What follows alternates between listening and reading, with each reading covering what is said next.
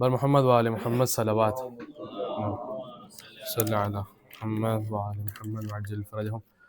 Programme کا باقاعدہ آغاز کرنے کے لیے میں تلاوت کلام پاک دوں گا ابو جواد کو کہ وہ تشریف لائیں اور پروگرام کا باقاعدہ آغاز کریں۔ محمد وآل محمد صلوات اللہم صلی علی محمد وآل محمد بلند صلوات۔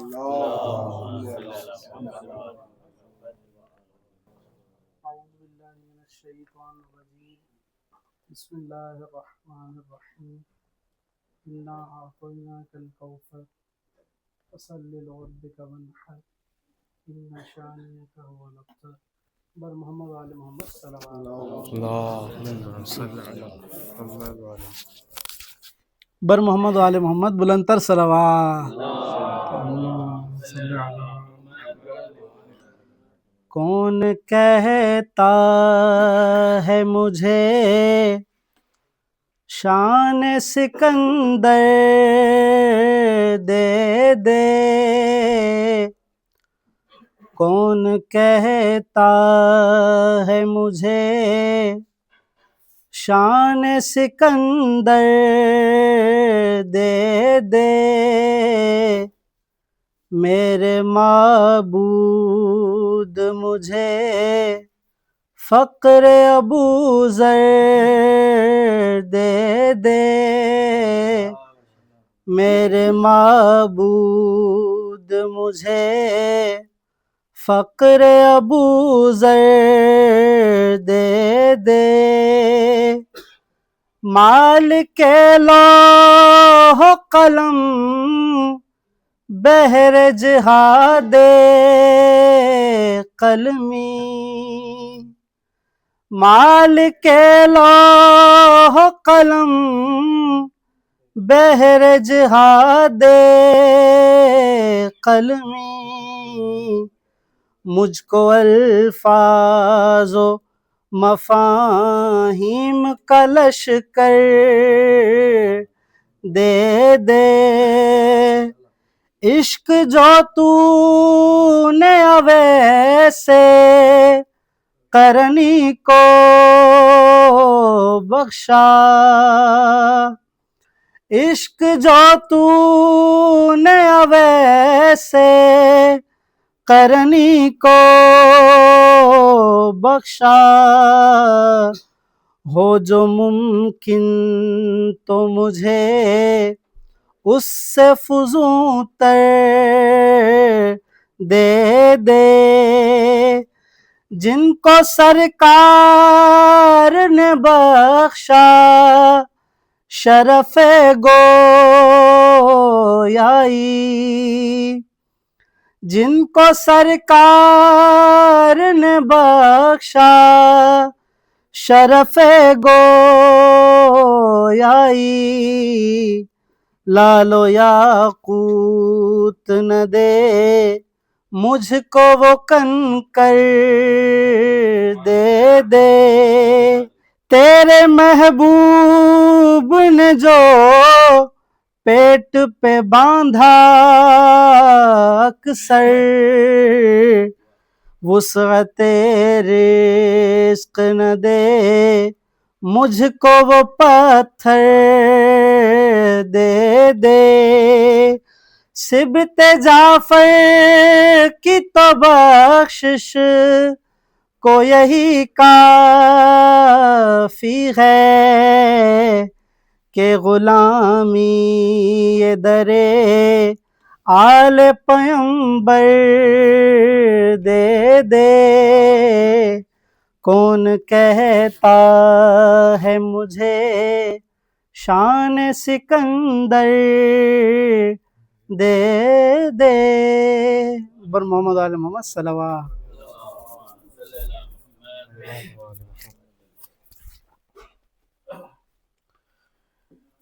ایک اور درود بھیجیں محمد وآل محمد پر، اللہم صلی علی محمد وآل محمد وعجل فرجہم۔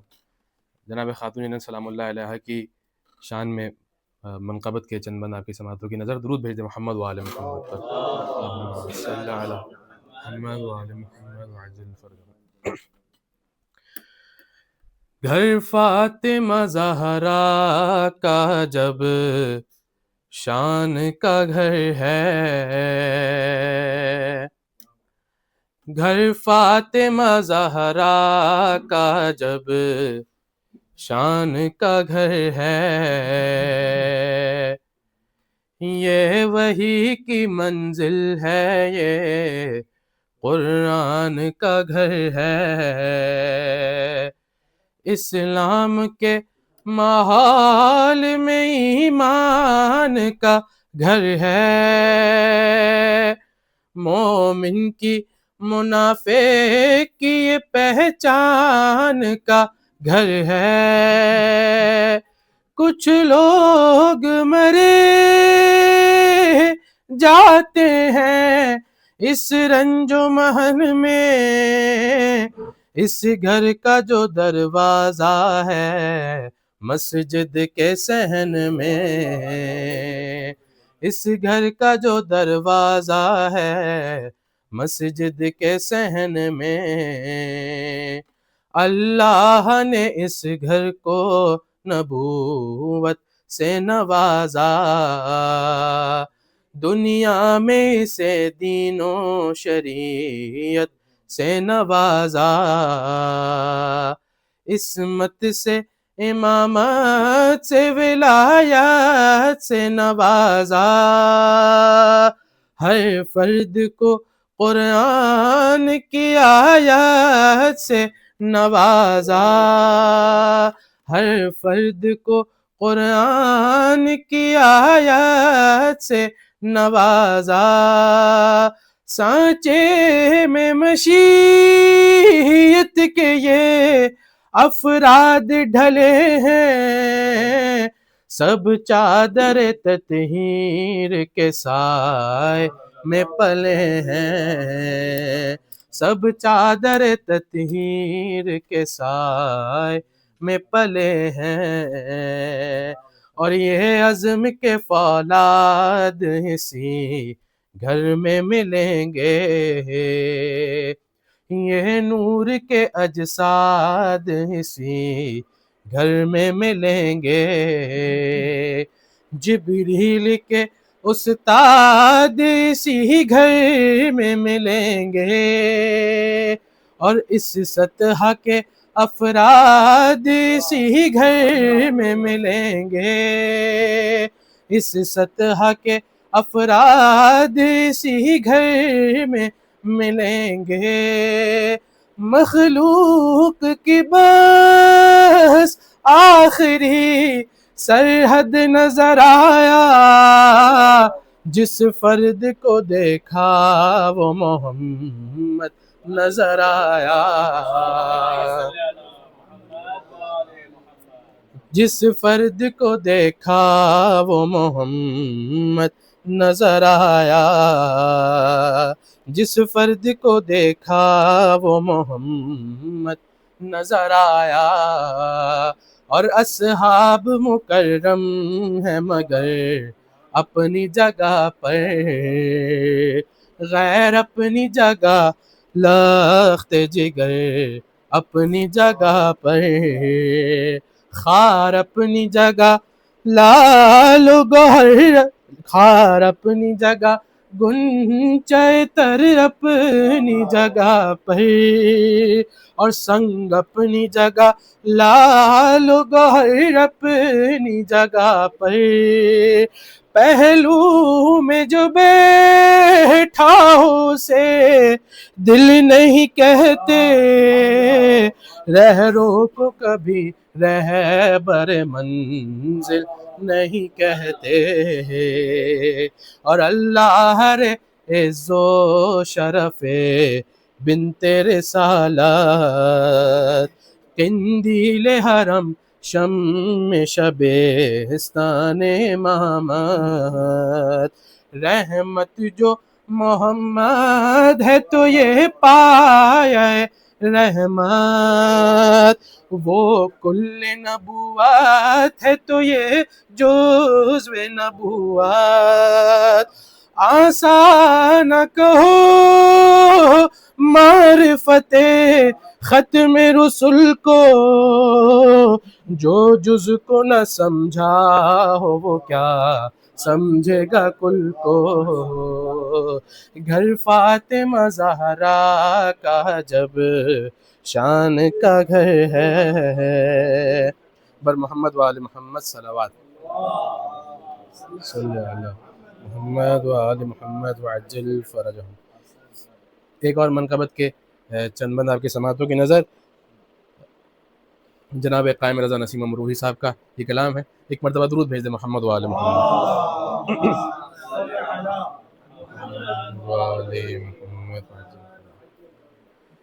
مرحبا زینب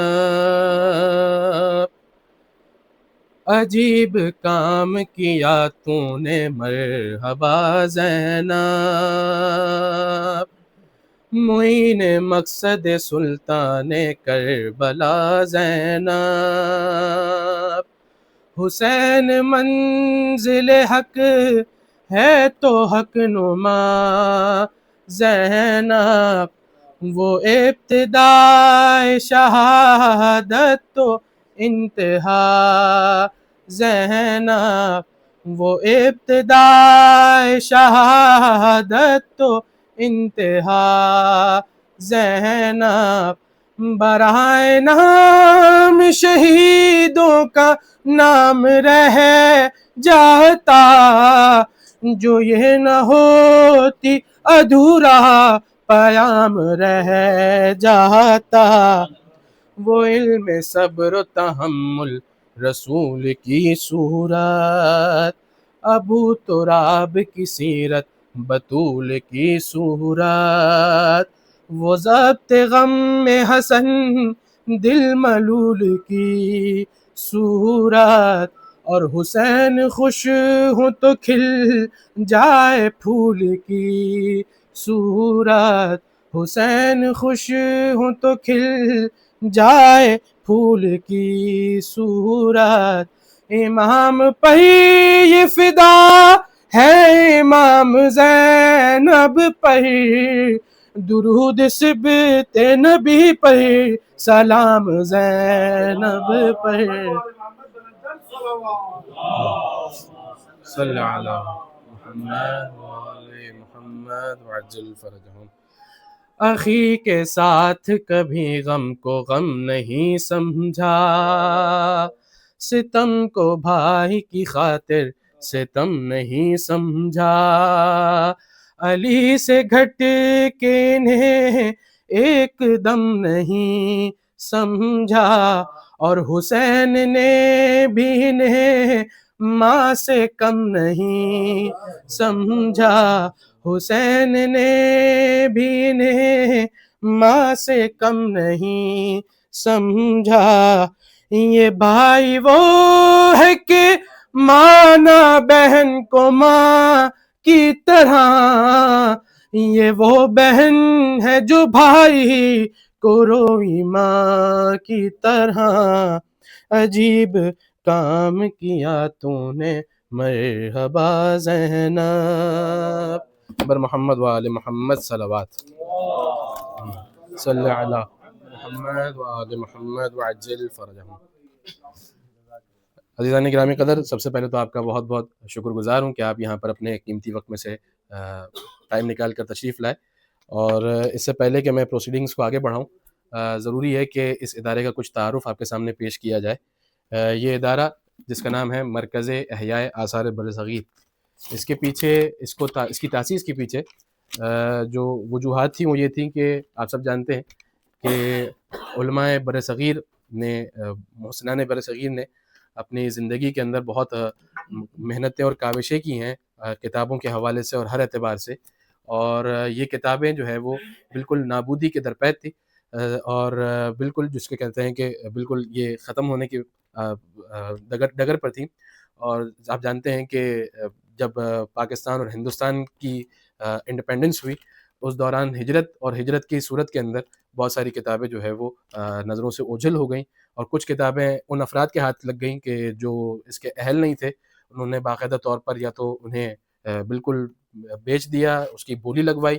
اور بہت ساری لائبریریاں اور بہت سارے کتاب خانے ایسے تھے کہ جو بالکل نابودی کی ڈگر پر آ گئے تھے. تو اس ادارے کی ضرورت محسوس ہوئی قبلہ محترم محقق دورہ حضرت علامہ طاہر عباس اعوان کو. انہوں نے اس مؤسسے کا افتتاح کیا، اور اس مؤسسے کا افتتاح حضرت آیت اللہ سید رضا حسینی جلالی کے ہاتھوں ہوا 20 جمادی الثانی جناب خاتون جنت سلام اللہ علیہ کی ولادت کے دن 3 جون 2010 کو. اور پھر اس کے بعد جو ہے وہ قبلہ نے بہت اس کے حوالے سے محنت کی اور کاوشیں کی، اور اس کے اندر انہوں نے مختلف شہروں کو وزٹ کیا. 27 سے قریب پاکستان کے شہر ایسے ہیں کہ جنہیں قبلہ نے وزٹ کیا، اور باقاعدہ ان کتابوں کی جو خطی نسخوں کی صورت میں تھے ان کی عکس برداری بھی کی. ایران کے اندر بہت سارے شہروں کا وزٹ کیا، اور اس کے اندر مختلف کتاب خانوں کا اور بہت سارے افراد کو وزٹ کیا اور ان کتابوں کی عکس برداری کی. اور پھر اس کے بعد ہوا یہ کہ اس عکس برداری کو، چونکہ اس زمانے میں وسائل اتنے زیادہ کشادہ نہیں تھے، تو کسی سے کیمرہ ادھار لیا اور کسی سے کمپیوٹر ادھار لیا، اس ساری محنت کو اس کمپیوٹر میں شفٹ کیا. اور پھر اس کے بعد ہوا یہ کہ وہ کتابیں ونڈوز کی تبدیلی کے نتیجے میں ضائع ہو گئیں. یعنی آپ سمجھیں کہ 7-8 سال کی محنت اس طریقے سے ضائع ہو گئی. پھر اس کے بعد واپس سے کتاب خانوں کا وزٹ کیا، انہی کتابوں کی واپس عکس برداری کی گئی، اور پھر انہیں جو ہے وہ ایک طرح سے محفوظ کیا گیا. قبلہ طاہر اعوان کے اندازے کے مطابق 50,000 کے قریب کتابیں ہیں کہ جو اس وقت ہماری نظروں کے سامنے نہیں ہیں، جن میں سے الحمدللہ 15 سے 20,000 کے قریب کتابیں ایسی ہیں کہ جنہیں ریکور کر لیا گیا ہے، ہمارے پاس سیوڈ ہیں الحمدللہ. اور 3,000 کے قریب کتابیں ایسی ہیں کہ جنہیں ویب سائٹ پر اپلوڈ بھی کر دیا گیا ہے، وللہ الحمد اولاً و آخرہ. تو یہ اس ادارے کا مختصر سا تعارف. اس کے کچھ اہداف بھی ہیں، وہی اہداف کے اور مقاصد بھی ہیں. مقصد یہی کہ بزرگان بر صغیر جو اس دنیا سے تشریف لے جا چکے ہیں، ان کی علمی، مذہبی، ثقافتی جو میراث ہے اس کو زندہ کیا جائے، اس کو محفوظ کیا جائے. اور اس کے علاوہ بہت سارے اہداف بھی ہیں، جس کے اندر ویب سائٹ کا قیام ہے، کتب خانوں کا قیام ہے، اور اس کے علاوہ ان کتابوں کی تلاش ہے جو بزرگان بر صغیر تھے، جن کی قبور جو ہے وہ بالکل اس وقت ختم ہونے کے قریب تھی. ان کو واپس سے ریوائیو کیا گیا، اس کے حوالے سے بھی محنت کی گئی. یہ ایک چھوٹا سا تعارف اس ادارے کے حوالے سے. اب اس کے بعد میں اس پروسیڈنگ کو آگے بڑھاتا ہوا چلوں. ایک مرتبہ درود بھیج دیں محمد وآل محمد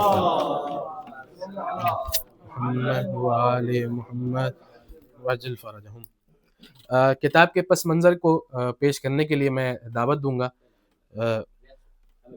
محقق جو کتاب انشاءاللہ جس کی تقریب رونمائی ہے، قاتلان امام حسین کی گرفتاری.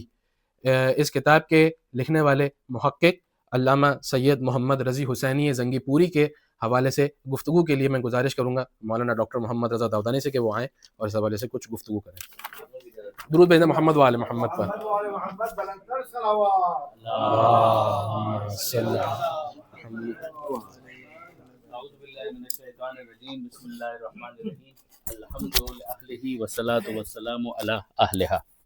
اما بعد، پروگرام کا جو مقصد تھا وہ بھی ہم نے آپ کی خدمت میں بیان کیا تھا کہ ایک کتاب ہے، یعنی پیورلی یہ اکیڈمک پروگرام ہے، یہ پبلک پروگرام نہیں ہے. یہ ایسا نہیں ہے کہ عوامی ایک دلچسپی کا یہ پروگرام ہو، لیکن یہ ہے کہ انڈائریکٹ اس کتاب کے موضوع کی وجہ سے عوامی دلچسپی بھی ہے. لیکن یہ ہے کہ بہرحال چونکہ کتاب کے اوپر ڈسکشن، ایک مؤلف کے اوپر، ایک آتھر کے اوپر ڈسکشن، تو یہ عام طور پر پبلک جو دلچسپی کے جو موضوعات ہوتے ہیں عوام کے، وہ نہیں ہیں. لیکن اس کی دلچسپی یقیناً علماء میں ہے، اس کی دلچسپی یقیناً محققین میں، اس کی دلچسپی یقیناً انٹلیکچوئلز اور دانشوروں میں کہ وہ اس موضوع سے متعلق آگاہی چاہتے ہیں. پھر اس کے بعد پرابلم یہ ہے کہ اگر آپ اس کتاب کے موضوع کے حوالے سے دیکھیں تو بعض چیزیں ایسی ہیں کہ جو غلط فہمی کے طور پر معاشرے کے اندر مشہور ہو گئی، ان کی شہرت بہت زیادہ ہو گئی. حالانکہ اگر آپ کتابوں کو کھول کر دیکھنا شروع کریں تو ہمارے سامنے بہت سے شواہد ایسے نظر آتے ہیں کہ جن کی وجہ سے اس کو کوئی کنفیوژن کا موضوع نہیں ہونا چاہیے تھا. لیکن جب ایسا محسوس ہو کہ کچھ اپنے بھی ایسے ہیں کہ جو ان موضوعات کے حوالے سے کنفیوزڈ ہیں، ان کو لگ رہا ہے کہ شاید یہ کوئی معمہ ہے، یہ کوئی پزل ہے، تو پھر بہت ضروری ہو جاتا ہے کہ ان کتابوں کی طرف خاص طور پر متوجہ کیا جائے کہ جن کے اوپر محنت بہت پہلے ہو چکی. یعنی یہ تو ایک کتاب ہے، لیکن اگر آپ دیکھیں تو ایک ترتیب کے ساتھ کتابوں کا سلسلہ تھا، اس لیے کہ یہ ایسا نہیں ہے کہ پہلی مرتبہ یہ موضوع کسی مخالف نے اٹھایا ہو. ہم سب کو ظاہر ہے کہ اپنا بھائی سمجھتے ہیں، مناظرانہ کوئی رنگ نہ ہے، اور نہ ہی مناظرانہ رنگ کو اختیار کرنا چاہتے ہیں، لیکن سیدھی سی بات ہے کہ جب کوئی سوال کیا جائے گا تو اس کا جواب دینا ضروری ہے۔ مجھے اچھی طریقے سے یاد ہے حضرت علامہ رشید ترابی علی اللہ مقامہ، ان کے بیانات اور ان کے تقاریر کے اندر بھی میں نے یہ جملہ سنا، اور پھر بعد میں نشتر پاک میں حضرت علامہ طالب جوہری صاحب سے تو میں نے براہ راست اس بات کو سنا تھا کہ ہم اتحاد کے قائل ہیں، انضمام کے قائل نہیں ہیں۔ اتحاد بالکل ہونا چاہیے، پرامن بقائے باہمی ہونا چاہیے، پیسفل کو ایگزسٹنس ہونا چاہیے، ہارمونی ہونی چاہیے، اس میں تو کوئی شک اور شبہ ہو ہی نہیں سکتا۔ لیکن جہاں پر آپ یہ بات کریں کہ کیا اس کی بنیاد پر ہم اپنے اس نظریے کو کمپرومائز کرنے کے لیے تیار ہیں، یعنی کیا ہم امامت سے دستبردار ہونے کے لیے تیار ہیں، کیا ہم اس کے لیے اس بات تک آنے کے لیے تیار ہیں کہ 12ویں امام کی امامت کو ہی ہم کمپرومائز کر دیں اور اسی سے دستبردار ہو جائیں؟ اگر یہ فکر ہے تو میرے خیال میں یہ کبھی بھی قابل قبول فکر نہیں ہو سکتی، اور اس پر کسی کو مجبور بھی نہیں کیا جانا چاہیے۔ اگر کوئی اپنے ذوق اور شوق سے کوئی فیصلہ کرے تو وہ اختیار رکھتا ہے۔ اب ظاہر ہے کہ یہ جو بحث ہے جو آپ کو نظر آ رہی ہے قاتلان حسین کی گرفتاری، یہ موضوع خود اپنے طور پر سیلف ایکسپلینیٹری ہے، کہ ظاہر ہے کہ اس میں کچھ بحث، کچھ گفتگو ہے کہ جو امام حسین علیہ السلام کے قاتلوں کے حوالے سے کی جا رہی ہے کہ وہ کون تھے، اس کی ضرورت کیوں پیش آئی۔ مسئلہ تھا کہ جس کے اندر باقاعدہ لکھنؤ کی فضا کو مسموم کرنے کی کوشش کی گئی تھی، اور وہاں پر بعض علماء جو مخالفین میں سے تھے انہوں نے اس موضوع پر قلم اٹھایا اور انہوں نے اس بات کو ہائی لائٹ کیا کہ جناب یہ تو خود انہی کا کیا دھرا ہے، جس کے بعد پھر ایک سلسلہ شروع ہوا اور کتابیں لکھی گئیں۔ ان کتابوں کے اندر ایک بہت اہم کتاب خود حضرت آیت اللہ العظمیٰ علامہ سید علی نقی نقوی نقن صاحب علی اللہ مقامہ کی کتاب قاتلان حسین کا مذہب، یہ کتاب جناب علامہ سید علی نقی صاحب نے تحریر فرمائی تھی۔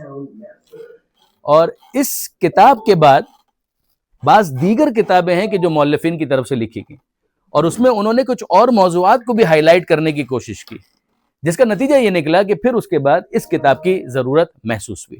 جو اس کے لکھنے والے ہیں جناب علامہ محقق سید محمد رضی حسینی زنگی پوری۔ ظاہر زنگی پور تو علاقے کا نام ہے کہ جہاں سے نسبت کی وجہ سے ان کو زنگی پوری کہا گیا، اور وہاں سے بہت افراد ہیں، بہت سے علماء ہیں، بہت سے دانشور ہیں کہ جو وہاں سے اس زرخیز زمین سے جو ملت تشیع تک استفادے کے لیے پہنچے، اور انہوں نے بہت اپنا فیض جو ہے وہ عام کیا۔ تو جناب محقق زنگی پوری، ان کے حوالے سے چند باتیں میں آپ کی خدمت میں گزارش کروں، اور پھر اس کے بعد ہم اس گفتگو کو مزید تھوڑا سا آگے لے کر جاتے ہیں۔ تب تک انشاءاللہ مائک بھی ٹھیک ہو جائے گا۔ درود بھیجیے گا محمد و آل محمد۔ جناب محقق زنگی پوری، جن کا اس وقت ہم تذکرہ کر رہے ہیں، جو اس کتاب کے مؤلف بھی ہیں، ان کا جو بیک گراؤنڈ ہے وہ یہ ہے کہ آج سے تقریباً 80 سال پہلے ان کی وفات ہوئی، اور اتنے ڈیڈیکیٹڈ یہ آتھر تھے کہ جب یہ بستر مرگ پر تھے، یعنی انتہائی بیمار ہو چکے تھے، بیڈ ریڈن ہو چکے تھے، even at that particular point of time, اس وقت بھی وہ کچھ نہ کچھ لکھنے کی کوشش کرتے رہے اپنے آخری وقت تک۔ یعنی ان افراد میں سے کہ جنہوں نے واقعاً قلم چلانے اپنے لیے ایک جہاد قرار دیا تھا، تو مسلسل تصنیف و تالیف میں یہ مشغول رہے، مسلسل اس میں مصروف رہے۔ ان کے اساتذہ میں بس ایک نام ملتا ہے، اور وہ ان کے رشتہ دار بھی تھے، ان کے ماموں تھے جناب حلم زنگی پوری، اور وہ انہیں فرزند کی طرح سے انہوں نے ان کی اپ برنگنگ کی تھی، ان کو لک آفٹر کیا تھا۔ بھانجے تھے مگر بیٹے کی طرح سے تھے، ایک طرح سے لے پالک تھے، اور ان کی تربیت میں انہوں نے اتنی زحمت برداشت کی کہ باقاعدہ ایک مثنوی انہوں نے تحریر کی جس کا نام ہے مثنوی قرۃ العین، کہ جس کے اندر کچھ اشعار عربی کے ہیں، کچھ اشعار فارسی کے ہیں، اخلاقیات اس کا موضوع محسوس ہوتا ہے۔ مثلا اس کا پہلا جو مصرع ہے اس کے اندر وہ ارشاد فرماتے ہیں یبن اختی ایھا العبد السعید۔ اب ظاہر ہے کہ یہ عربی کے اندر ہے کہ اے میری بہن کے بیٹے اور اے عبد سعید، یعنی خدا بزرگ و برتر کے وہ بندے کہ جس کے اندر سعادت موجود ہے۔ پھر اس کے اندر آگے جا کر انہوں نے ایک شعر یہ بھی کہا کہ انت لی کالعین اذ ما ابصر، کہ تو میرے لیے اس آنکھ کی طرح ہے کہ جس سے دیکھا جاتا ہے۔ اور پھر اس کے بعد کچھ فارسی کے اشعار بھی ہیں کہ راحت روح دل و جان منی قوت اعضاء و ارکان منی، جو سیلف ایکسپلینیٹری ہے، جس میں محبت کا بھی اظہار ہے، اور اسی طریقے سے ان کی جو صلاحیتیں ہیں ان کے بارے میں بھی وہ گفتگو کرتے ہیں۔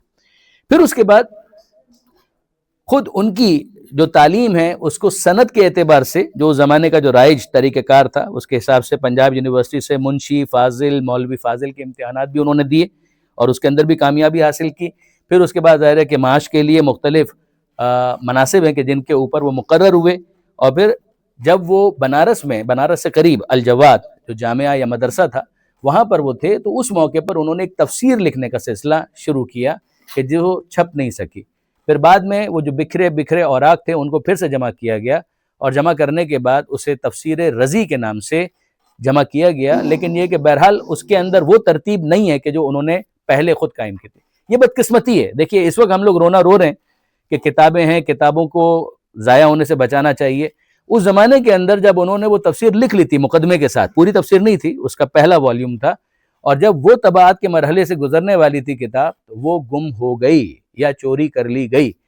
تو یہ اس زمانے میں، جبکہ ابھی وہ زمانہ نہیں آیا تھا کہ جس کے اندر ہم یہ کہ سرپرستی بالکل ختم ہو گئی ہے یا لوگ جو ہیں بالکل غافل ہو گئے، لیکن یہ غفلت کا کوئی نہ کوئی درجہ اس وقت بھی تھا کہ جس کی وجہ سے وہ اہم ایک کتاب بعد میں ضائع ہو گئی، چھپ ہی نہیں سکی، جس کا انہیں بہت افسوس تھا. تقریباً 30-35 برس ان کے گزر گئے، اور پھر اس کے بعد اثر نو ان کے ایک شاگرد نے اسے کمپائل کیا، مگر کمپائل کرنے کے لیے وہ ترتیب نہیں تھی جو میں گزارش کر رہا تھا. تو اس کے اندر مختلف جو ان کے مقالات تھے وہ سب کے سب اس کے اندر یکجا کرنے کی انہوں نے کوشش کی. میں یہاں پر آپ کی خدمت میں ان کی بعض کتابوں کے نام ضرور لینا چاہوں گا اس کتاب سے ہٹ کر. ابطال مادیت، ظاہر جو ایتھیزم ہے اس کے حوالے سے ان کی یہ کتاب تھی کہ جس کے اندر انہوں نے مادیت یا جو میٹریلسٹک ایک اپروچ ہے جس کے تحت جو ورلڈ ویو ہے یا دنیا کو دیکھنے کا جو معاملہ ہے وہ محدود ہو جاتا ہے فقط کائنات کے اندر، اس پر انہوں نے کتاب لکھی اس کے ابطال کے لیے، یعنی اس کو انویلڈ ڈکلیئر کرنے کے لیے. ایک اور ان کی کتاب ہے جس کا نام ہے اسلام کا معاشی نظام. یہ بھی کوئی بہت مفصل کتاب نہیں ہے مگر اہم کتاب ہے، نکات ان کے اس کے اندر بہت دقیق ہیں. ایک اور کتاب ہے جو ترجمہ ہے، ترجمہ احقاق الحق. آپ سب کے علم میں ہوگا، اہل علم تشریف فرمائیں کہ شہید ثالث کی یہ بہت اہم کتاب ہے احقاق الحق.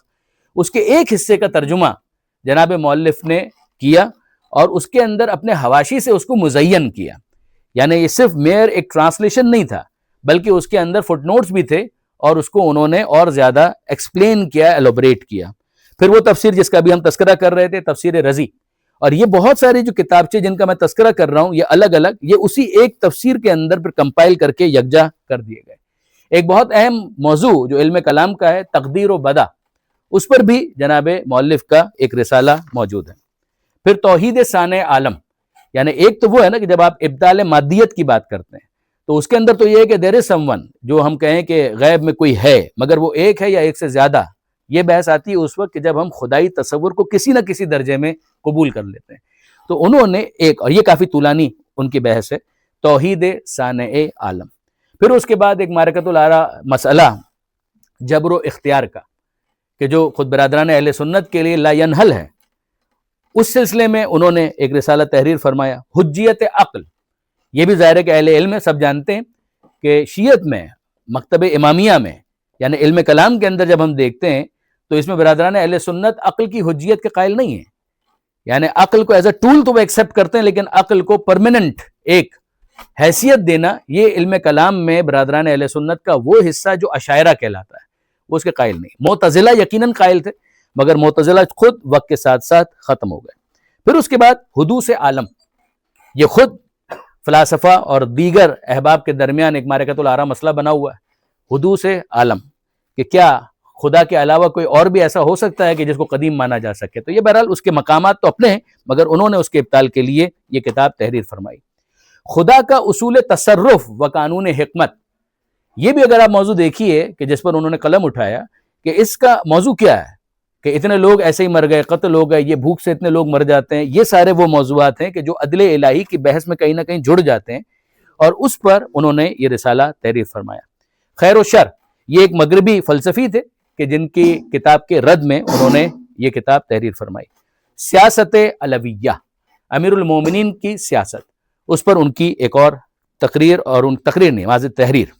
پھر اس کے بعد شواہد حلبیہ بر جواز تقیہ، فوز الشیعہ، قاتلان حسین کی گرفتاری جو اس وقت ڈسکس ہو رہی ہے، کشف الظلام عن غیبت الامام، یہ امام زمانہ کی غیبت سے متعلق جو اعتراضات کیے جاتے ہیں ان پر، مسائل الہیات، مقدمہ تفسیر رضوی پہلے ڈسکس ہو گئی، نہایت التحریر فی تفسیر آیت تطہیر، خود آیت تطہیر کی تفسیر سے متعلق ایک مستقل انہوں نے رسالہ تحریر فرمایا جو بہت وقیع ہے.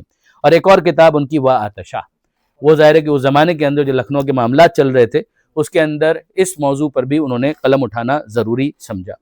پھر 21واں جو یہاں پر عنوان درج ہے، ہستی باری تعالیٰ کا ثبوت، یہ ایک طرح سے اگر آپ دیکھیں تو ابطال مادیت کا ایک تھوڑا سا آسان ورژن ہے کہ جو یہاں پر ڈسکس ہوا.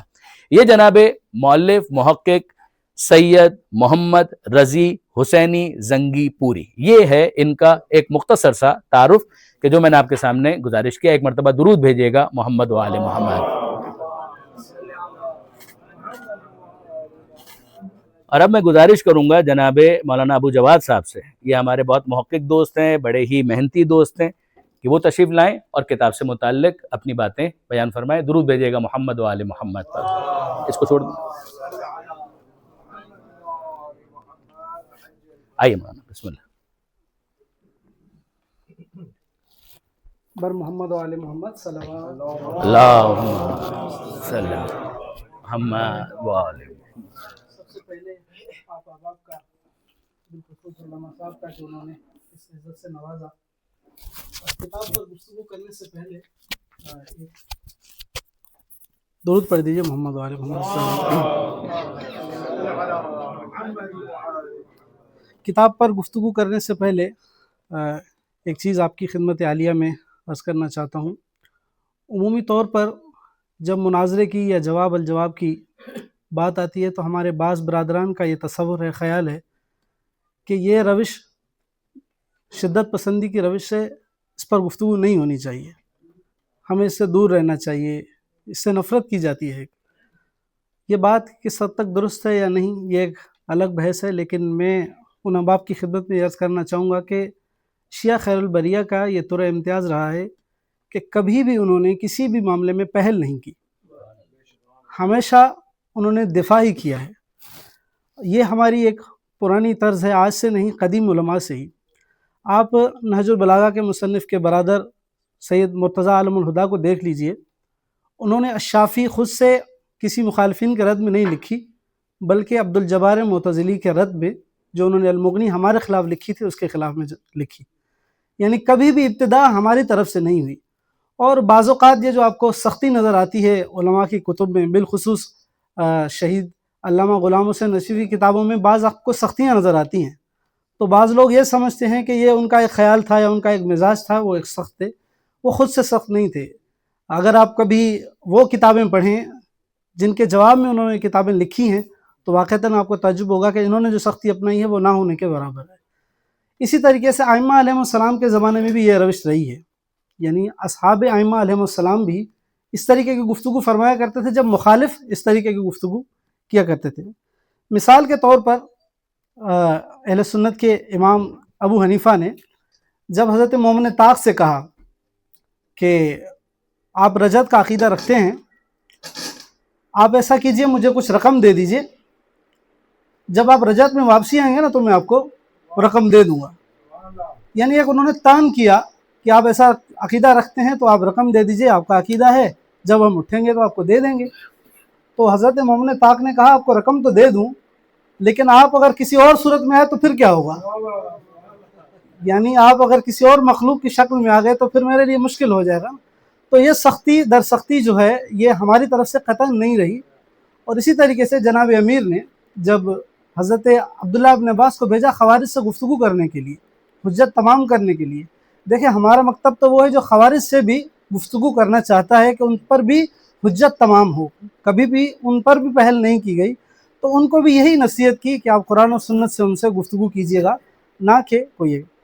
اب جو آج ہمارے زیر بحث کتاب ہے، یعنی قاتلان حسین کی گرفتاری، یہ بھی اسی کا ایک تسلسل ہے.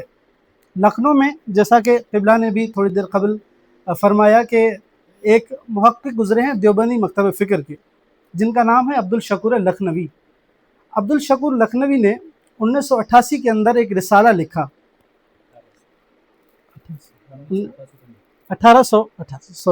1888 کے اندر ایک رسالہ لکھا. اب یہاں پر بھی ایک مزیدار بات ہے کہ وہ رسالہ النجم سے چھپتا تھا، ان کا ایک ماہانہ طور پر. تو اب اس کے جواب میں ظاہر ہے آگے سے شیعہ تھے تو انہوں نے الشمس نام سے رسالہ نکال لیا. یعنی وہاں پر بھی انہوں نے کوئی کسر نہیں چھوڑی کہ کہا آؤ تو آپ کو جواب دیتے ہیں. علامہ نقن علیہ رحمہ نے اس وقت میں ایک کتاب لکھی، قاتلان حسین کا مذہب. اس کتاب کی شہرت کا اندازہ آپ اس بات سے لگا لیجئے کہ وہ کتاب آنی تھی اور ایک ہفتے کے اندر اس کے 1000 نسخے فروخت ہو گئے. یعنی اس دور کے اندر، جس دور کے اندر نہ انٹرنیٹ تھا، نہ کچھ اور ذرائع تھے، اس کتاب کی اتنی شہرت بڑھی کہ یہ مجبور ہو گئے اور قاطلان حسین کی خانہ تلاشی کے نام سے جو کتاب لکھی تھی عبدالشکور لکھنوی نے، اس میں اضافے کیے۔ جب انہوں نے اضافے کیے تو چونکہ علامہ علیہ رحمہ کا مزاج نہیں تھا، علامہ نقن علیہ رحمہ کا، کہ جس طریقے سے دیگر علماء رد بہ رد لکھتے تھے، علامہ نے اسی کتاب کے اگلے ایڈیشن میں ان بعض نکات کا جواب دے دیا جو انہوں نے اپنی تحریر میں فرمائے تھے۔ اب علامہ علیہ رحمہ کا یہ مزاج نہیں تھا، یہ کہاں سے ہمیں پتہ چلا؟ یہ ہمیں ان کی تصانیف میں پتہ چلتا ہے۔ مثال کے طور پر متاع اور اسلام کے صفحہ نمبر 50 پر وہ فرماتے ہیں، بہرحال میرا تو مسلک ہی اس سب سے علیحدہ ہے، میں کبھی کسی خاص تحریر کا جواب لکھنے نہیں بیٹھتا تاکہ اس کے الفاظ و عبارات کو دیکھ کر جوش انتقام پیدا ہو اور تحریر میں بے اعتدالی کی جھلک نظر آئے۔ بہرحال یہ ان کا مزاج تھا۔ اس کے باوجود اگر آپ تفسیر فصل الخطاب کو پڑھیں یا دیگر علامہ علیہ رحمہ کی کتابوں کو پڑھیں تو آپ کو جگہ جگہ پر نظر آئے گا کہ وہ دوسرے مسالک پر تنقید کرتے ہیں، جو کہ علمی تنقید سب کا حق ہے۔ بلکہ دیوبندی سے جو وہابی فکر ہے، اس کو بھی دیوبندی کہا جاتا ہے، وہابی فکر عبد الوہاب نجدی نے کتاب ہمارے خلاف لکھی تھی، تو اس کا جواب اس وقت میں علامہ علیہ رحمہ نے عربی زبان میں لکھا، جو کشف النقاب کے نام سے ابھی بھی ہماری ویب سائٹ پر موجود ہے، جو اب آپ دیکھنا چاہیں دیکھ سکتے ہیں۔ تو علامہ علیہ رحمہ نے اس معاملے کو آگے بڑھانا پسند نہ کیا، تو وہاں سے بھی یوں ہوا کہ انہوں نے روک دیا۔ پھر ایک مولانا صاحب ان کے مکتب کے مفتی صاحب اٹھتے ہیں کہ جن کا نام ہے مفتی محمد خلیل صاحب، انہوں نے کتاب لکھی مظلومان کربلا کی کہانی خود ان کی زبانی، یعنی اسی دور کے اندر قاتلان امام حسین کتاب کے آنے کے بعد، یعنی جو علامہ نقن علیہ رحمہ نے لکھی تھی اس کے بعد علامہ علیہ رحمہ نے اس سلسلے کو نہیں بڑھایا۔ پھر سید محمد رضی حسینی زنگی پوری علیہ رحمہ آئے اور انہوں نے اس کتاب کا مفصل جواب لکھا۔ یہ آپ کو اس کتاب کے مقدمے پڑھنے سے اندازہ ہوگا جو سختی انہوں نے اس میں اپنائی ہے، اگرچہ نہیں اپنائی جو ان کے بنسبت ہے۔ علامہ علیہ رحمہ نے مقدمے میں درجنوں ایسی مثالیں گنوائی ہیں کہ جو انہوں نے ہمارے خلاف جو زبان استعمال کی ہے، اس کے باوجود انہوں نے تحمل کے ساتھ ایک ایک چیز کا ان کو جواب دیا ہے۔ اور اس کتاب کا جواب، یعنی جو آج ہمارے زیر بحث ہے، قاتلان حسین کی گرفتاری، تاحال نہیں دیا گیا، یعنی آج تک ان کی جانب سے اس کتاب کا کوئی بھی جواب پیش نہیں کیا گیا۔ اس کتاب میں چونکہ قاتلان امام حسین پر تو بحث چلتی آ رہی تھی کہ کون ہے، لیکن تفصیل کے ساتھ دیگر جو شواہد و قرائن تھے اس پر گفتگو نہیں ہوئی تھی، ایک جزوی ہوئی تھی۔ علامہ علیہ رحمہ نے سب سے پہلے اہل سنت کا عقیدہ امامت کیا ہے اس پر گفتگو کی، کہ جو معیار امامت ہے اہل سنت کے ہاں، کہ جس کے تحت بنو امیہ کے خلفاء بھی ان کے ہاں خلفاء کہلاتے ہیں اور وہ شرعی خلیفہ کہلاتے ہیں، اس پر انہوں نے تفصیل کے ساتھ کلام کیا۔ درود پڑھ دیجئے محمد و آل محمد کی ذات پر۔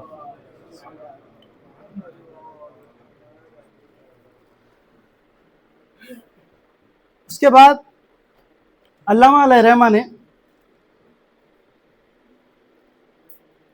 بر محمد و آل محمد صلوات،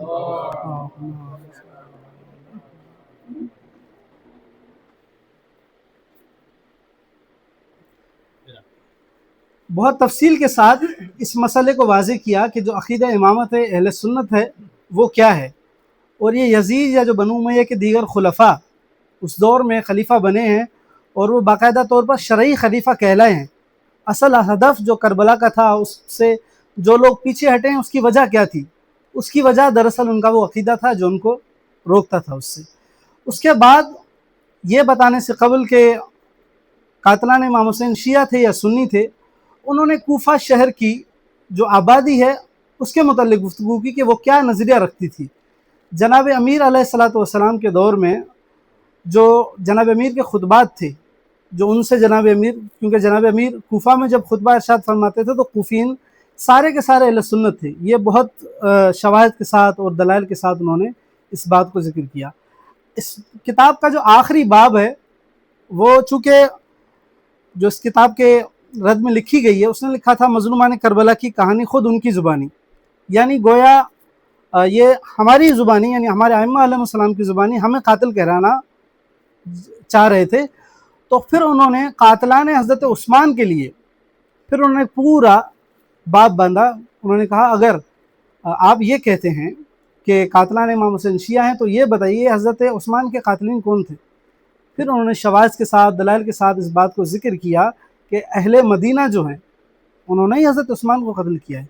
اگر کوفہ کی وجہ سے شیعہ جو ہے آپ کہتے ہیں کہ بے وفا ہیں، جیسا کہ آج بھی یہ نعرہ چلتا ہے، تو انہوں نے کہا اگر اس وجہ سے کوفہ کے لوگ شیعہ ہیں اور بے وفا ہیں تو اہل مدینہ کو بھی آپ دغاباز کہیں گے؟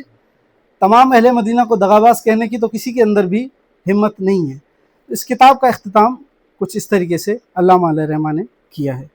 اجازت چاہوں گا، السلام علیکم ورحمۃ اللہ وبرکاتہ۔ ایک بار تو مل کر درود دے دیجیے گا محمد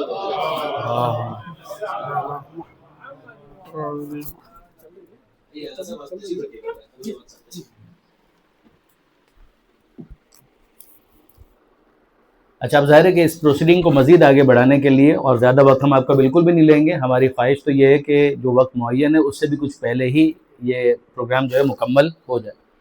تو جو اب تک ہمیں ڈسکس کرنا تھا وہ یہی تھا کہ ہم ادارے کے تعارف کے حوالے سے کچھ باتیں کرتے ہیں، محقق جو مؤلف ہیں ان کے بارے میں کچھ باتیں ہوتی ہیں، یہ ہو چکی، پھر اس کے بعد کتاب کا ایک اوورآل جو اس کا ایک بیک گراؤنڈ یا اس کا ایک پس منظر ہے اس کے حوالے سے گفتگو ہو جاتی ہے۔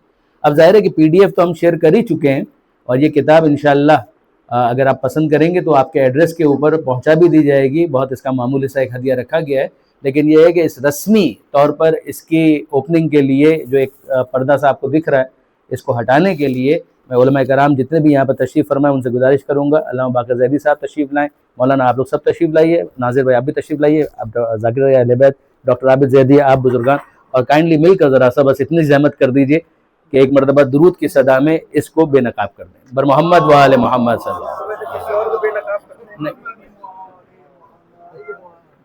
اللہم صلی علی محمد و آل، بہت بہت شکریہ، بہت شکر گزار، بہت شکر گزار، صلی علی محمد و آل محمد، تو انشاءاللہ اللہم صلی علی محمد و آل محمد۔ آئیے گفتگو کو تھوڑا سا مزید آگے بڑھاتے ہیں۔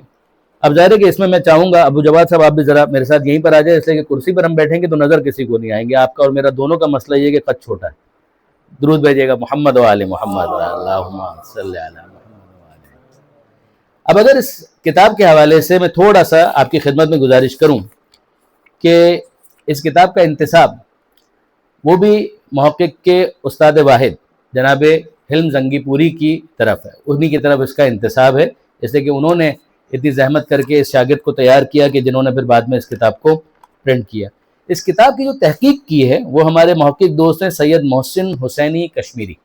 جب یہ ادارہ قائم ہو رہا تھا جناب علامہ طاہر عباس اعوان صاحب جب اس کی تاسیس کر رہے تھے تو وہ کچھ دوست کے جو ابتدا سے ان کے ساتھ ہیں ان میں جناب مولانا سید محسن کشمیری صاحب بھی شامل ہیں۔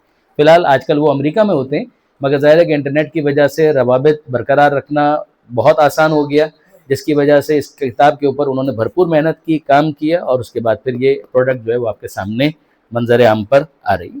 تو جناب محسن حسین کشمیری نے اس کے لیے ابتدا میں 3 مقالات بھی تحریر کیے، یعنی وہ مقالہ کہ جس سے استفادہ کرتے ہوئے میں نے کچھ محقق زنگی پوری کا تعارف آپ کے سامنے پیش کیا، یہ ان کا مقالہ ہے کہ جو اس کے اندر موجود ہے، اور اسی کا جو پیج نمبر 1 تھا 31 اور 32، پیج نمبر 31 اور 32، وہ میں نے آپ کو پی ڈی ایف کی صورت میں جو اس کا اسنیپ شاٹ تھا وہ میں نے شیئر بھی کیا تھا، تاکہ اصل کتاب کے اندر اگر آپ اس کو پڑھنا چاہیں تو آسانی کے ساتھ آپ پڑھ بھی سکتے ہیں۔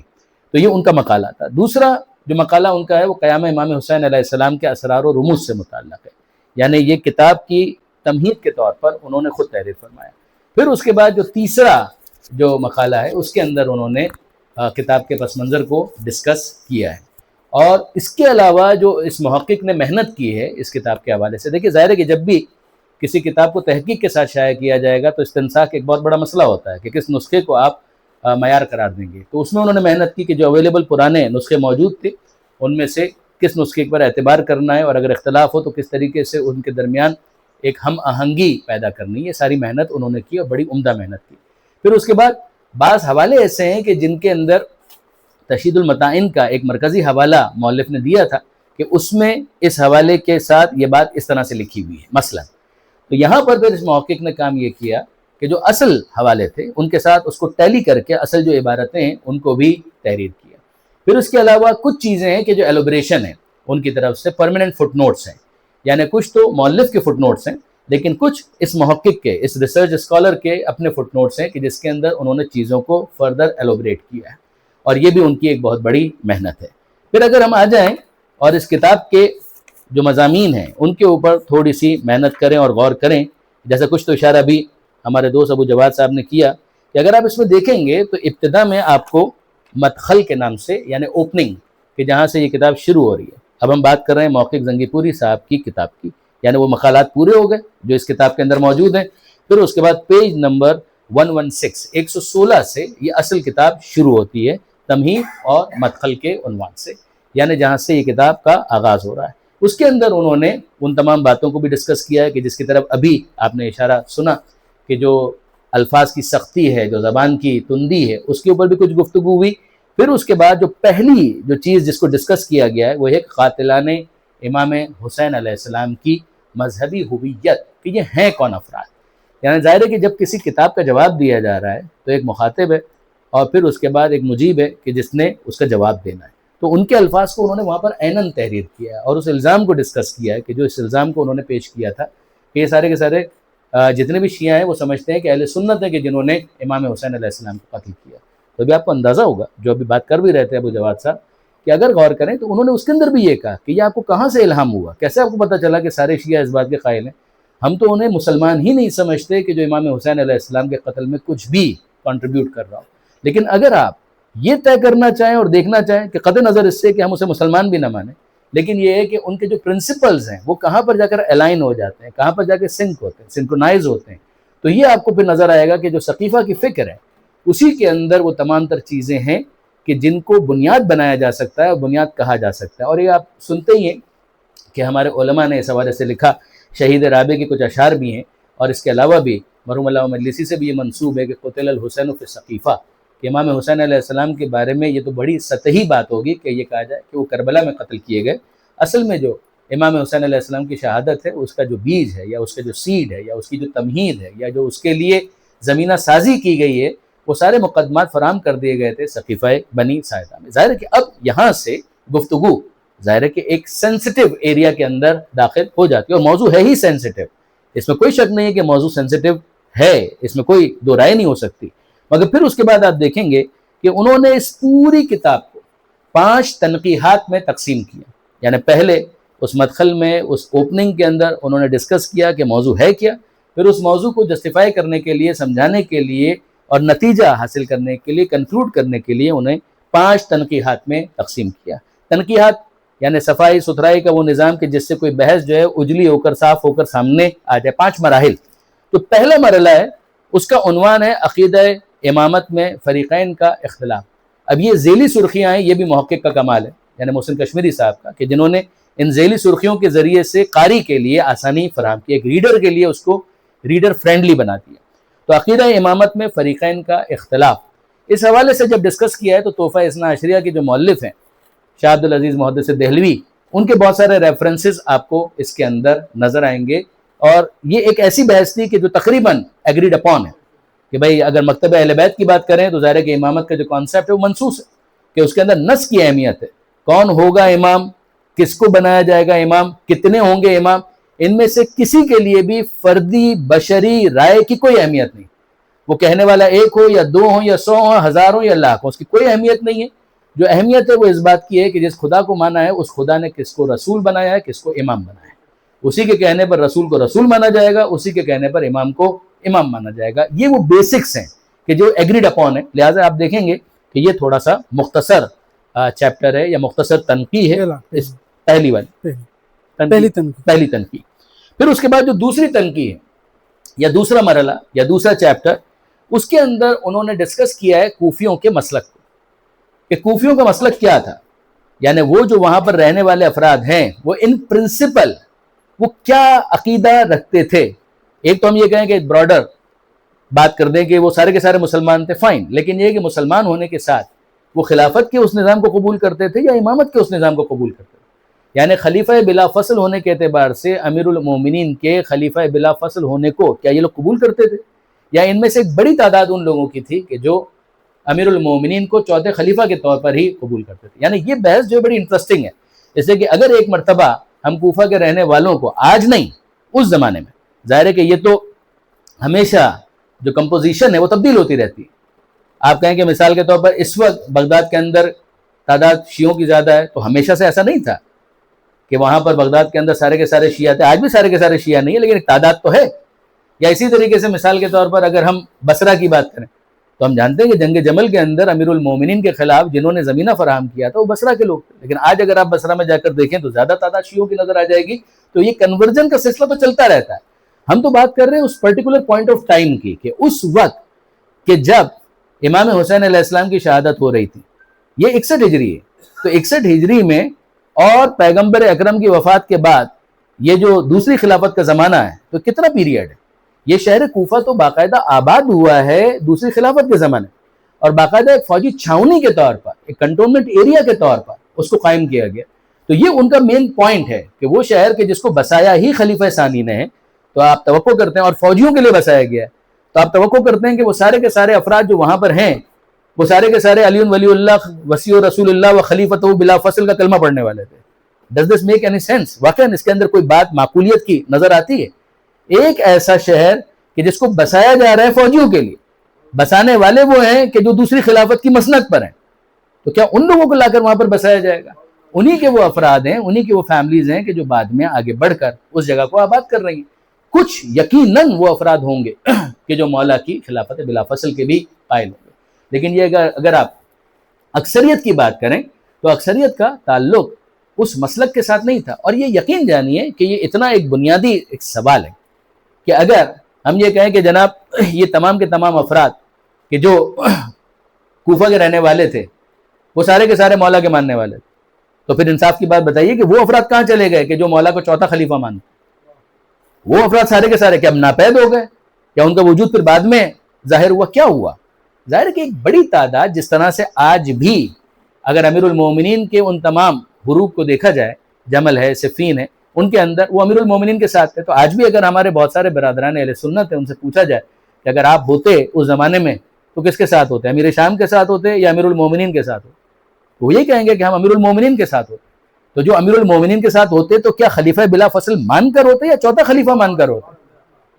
تو ظاہر ہے کہ وہ سارے کے سارے چوتھا خلیفہ مانتے ہوئے امیر المومنین کے ساتھ ہوتے. تو یہ اتنی سی بات ہے، اس کے اندر کوئی راکٹ سائنس نہیں ہے. تو یہاں پر انہوں نے ایک تھیوری اور پھر اس کے بعد پریکٹیکل اسپیکٹ ہے کہ جس کو انہوں نے تیسرے مرحلے کے اندر ڈسکس کیا. یعنی دوسرے مرحلے کے اندر انہوں نے لفظ شیعہ پر بحث کی. لفظ شیعہ کا لغت کے اعتبار سے کیا مطلب ہے، عملی اعتبار سے پریکٹیکلی کن لوگوں کو شیعہ کہا جاتا تھا، ان تمام باتوں کو انہوں نے ڈسکس کیا. تو شیعہ جو لفظ ہے اگر آپ ایک پولیٹیکل ٹرم کے اندر دیکھیں تو جو جس کے ساتھ ہے وہ اس کا شیعہ ہے. جو جس کے ساتھ ہے جتنی دیر کے لیے ہے وہ اتنی دیر کے لیے اس کا شیعہ ہے. یعنی اگر ایک الائنس ہے جو کسی خاص جنگ کے لیے قائم کیا گیا تو وہ تمام کے تمام افراد اس الائنس کی حد تک ایک دوسرے کے شیعہ ہیں. ورلڈ وار 2 جب ہوئی ہے تو اس کے فاتحین نے پھر یونائٹڈ نیشنز کو قائم کیا. تو اس کے اندر روس بھی ہے، اس کے اندر چائنا بھی ہے، اس کے اندر فرانس بھی ہے، اس کے اندر امریکہ بھی ہے، اس کے اندر برطانیہ بھی ہے. اس جنگ کی حد تک یہ ایک دوسرے کے الائنس میں تھے، لیکن کیا اس کے بعد بھی رہے؟ کوئی ایسی ضروری بات نہیں ہے. کسی خاص مقصد کے لیے بھی کوئی موسمی یا فصلی شیعہ ہو سکتا ہے، کوئی کسی سیزن کے لیے کسی خاص وقت کے لیے شیعہ ہو سکتا ہے. لیکن اگر وہ اس وقت کے لیے شیعہ ہے تو اس کا شیعہ مسلک سے کوئی تعلق نہیں ہے. یعنی جو کسی کو کسی خاص وقت کے لیے، کسی خاص پوائنٹ آف ٹائم کے لیے، کسی خاص ڈیوریشن کے لیے جوائن کرتا ہے تو وہ وقتی طور پر تو اس کا شیعہ ہو سکتا ہے. اس لیے ہم جانتے ہیں کہ یہ اصطلاح ان لوگوں کے لیے استعمال ہوئی جنہوں نے جمل اور صفین میں امیر المومنین کا ساتھ دیا، چاہے وہ مولا کو خلیفہ بلا فصل نہ مانتے ہو. یہ اصطلاح ان کے لیے بھی استعمال ہوئی جو مولا کائنات کے مقابلے پر تھے. ان لوگوں کو بھی شیعہ کہا جاتا تھا.